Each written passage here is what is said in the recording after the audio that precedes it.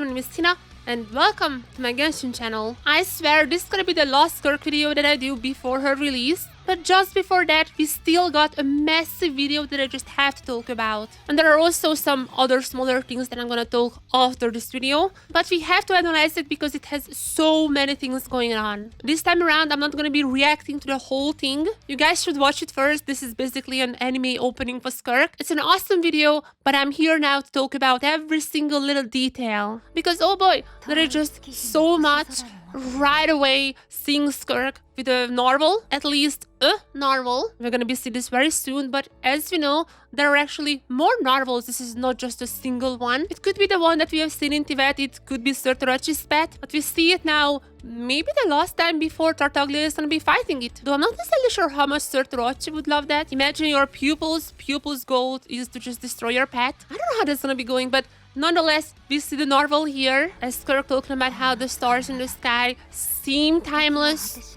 However, nothing lasts forever, and we have to talk about this. We have to talk about this. The English translation is not necessarily giving the same excitement as the Japanese community have felt, because as Skirk said that in an instant there was some kind of collapse. But the word for collapse, I mean, if you know some Japanese, you already recognize this word very well. This is HONKAI, or yes, some other ways how it was translated, HONKAI. If you read the comments under the Japanese Genshin video, everybody just losing their mind. And even myself, I was like, oh my god, it's happening. But here's the thing, and I have to mention that in the Chinese version, which is technically the original one, they're not using the same word as HONKAI the game. It still means collapse, it's still very similar, but it's not quite the same. But the way it was said in Japanese, and also Korean for the matter, that is also the same word as they use for HONKAI. And this was the absolute last piece we needed to connect these two, because you already know that in the HONKAI Third, in other planets, they call the HONKAI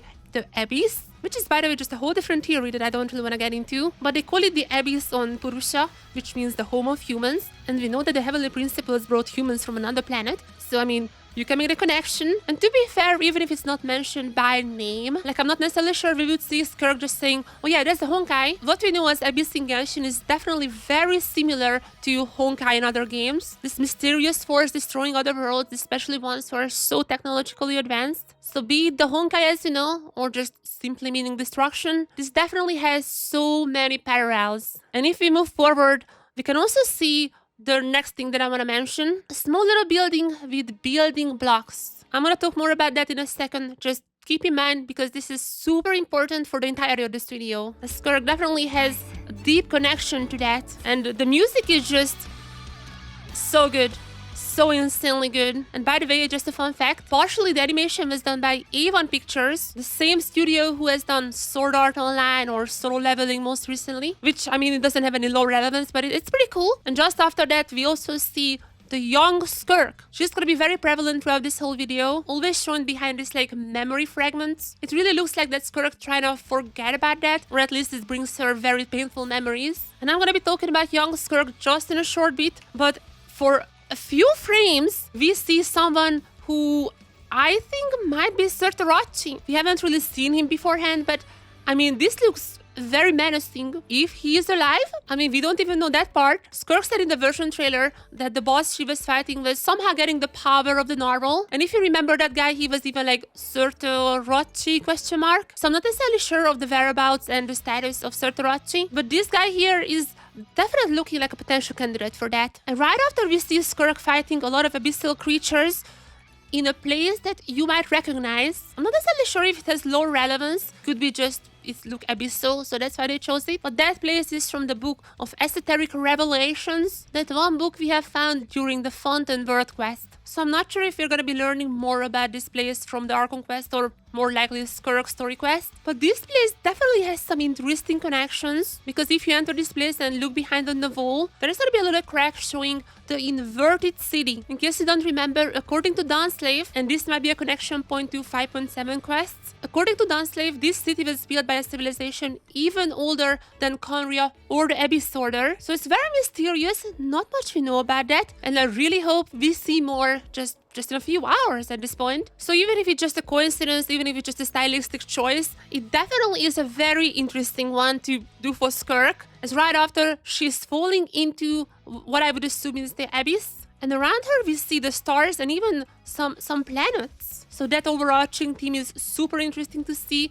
And once again, just keep in mind because I'm gonna come back to this just a little bit later. And after that we also got a little bit of a transformation animation, which is just so insanely cool, as she is now in the 7-phase flash and continuing the fight against the abyssal people. But as she's fighting, we see once again building blocks, a lot of building blocks. And so far we haven't really seen anything about that. This is the first time we see any building blocks. So why is that? We see very soon, as the next scene, we are now seeing young Skirk in front of a carcass. Now if you remember, there are multiple narwhals, we know that. So what I think might be happening here is this being the narwhal that destroyed her universe. And after the narwhal done with the job, probably died. Okay, I'm not necessarily sure narwhals have bones in the little flips. Or wait, do they? Yeah, guys, I'm not sure if you can tell, I'm not the smartest person. Alright, I guess it could be a real narwhal then. And as young Skirk was falling down to the bottom of the pit. But we also see a bit of a time skip, as now we have the old Skirk now with abyssal corrosion. So this isn't really confirmed, but I would assume that means young Skirk fell into the pit. There, she was there for many years. That's probably how she first got corroded by the abyss as well. Because we know when she got to Tibet, she already had the abyssal limbs. And in this place, she still remembers her young self building the blocks. It is a very interesting sequence. And now let's talk about the blocks and what they could mean. When you see this one, you probably remember Simulanka. Genshin is notorious for giving us small hints for the upcoming year in the summer events. And this is no different this time around, as the blocks very heavily resembling Simulanka's blocks, which is like just a world made out of blocks. And these blocks could have a lot of meaning. Something that I'm thinking about is maybe, obviously, she was just bored in the abyss, but also could be that she was trying to recreate her original world. And another very interesting part about this whole sequence, there being a big planet in front of her. And this planet, if you look at that, is not looking that bad, just looking like any normal planet. But just a few more seconds later, as you see the adult Skirk, the planet is now red. What I would imagine happened is she somehow got out of her planet, maybe by herself, maybe that was already held by Surtalogi or any other being, and she probably had to watch her planet collapse, also known as HONKAI, while she was growing up. There are very visibly way more red markings whenever she's grown up. So if that's true, she had to watch her whole planet with her relatives, with her friends, die while she was just in the abyss, maybe not even able to do anything. This is incredibly sad if true, and oh my god, I'm not ready for the story quest, by the way, which I'm gonna be streaming, so make sure to check that out if you wanna see me cry. There is no time to think about that, and the fragments once again, as she's back to fighting. And just as I mentioned, even in her burst, there's the planet. Planet is just a very important motif for her, as she's letting out a big burst, just shattering all the enemies, and Fossilor style, just annihilating them. And after annihilating them, we see life growing. This also has been a prevalent theme throughout what we know about Skirk so far. The death of a planet is often regarded as the end of a civilization. The flickers of starlight left behind are merely a sign of divine pity, and the trailer itself being called Lament of a ruined world. However, in just a previous teaser, which is called An End and the Beginning, it was said that the pursuit of power is a task that cannot be completed in a single day. It is a path laden with many steps, and this could be an ending rather than destruction or the beginning of a new life. Even though there is a lot of destruction, HONKAI potentially, that is not just the end, but the beginning of something new, beginning of a new life. So far, this is very vague. It can go anywhere from this actually being kind of a HONKAI as cutting out the leaves from the tree, to just implying that maybe Tibet has went through some of these cycles beforehand. It could mean a lot of things, and we don't really know much beyond that. So this is something that we should be finding out tomorrow as well. As we see in the end, Skirk having kind of a vengeance against this destruction,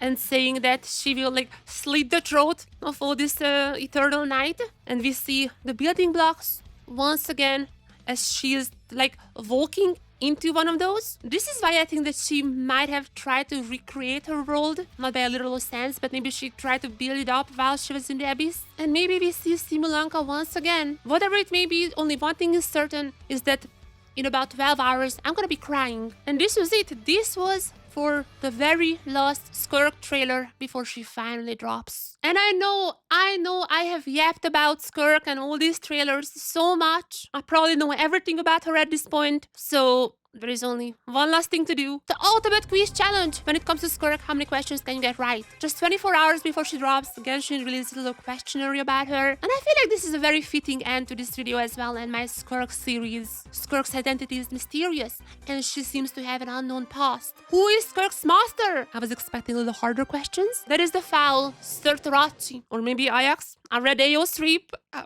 I'm gonna leave it at that. And this is correct! Yes! This is the fowl! Second question. Skirk's whereabouts remain a mystery. It seems that you might encounter her anywhere. Skirk is from... Come on, guys. Give me something harder. Obviously, she is beyond Tibet. Final answer. Okay, next question. Skirk's master has a pet that seems to have some history with the traveler. What is Skirk's master's pet? And there is even Shori here saying, it seems there's something not quite right. I mean, this is the old devouring narwhal. And also, Minotaur doesn't even really exist anymore in that form. Someone hasn't played the latest Archon quest.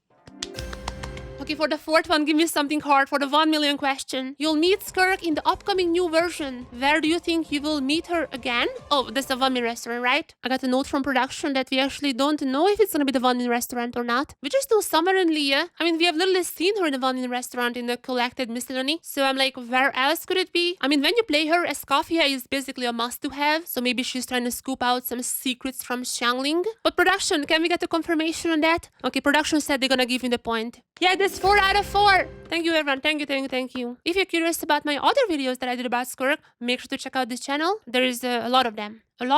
And tomorrow it's finally time for 5.7. I'm gonna be streaming it. I'm gonna make highlights of that. And of course, I'm gonna make lore-related videos as well. Thank you, everyone, for watching. If you enjoyed this video, make sure to give a like and subscribe for more content. I will see you on my Genshin channel and see you in the next one. Bye-bye!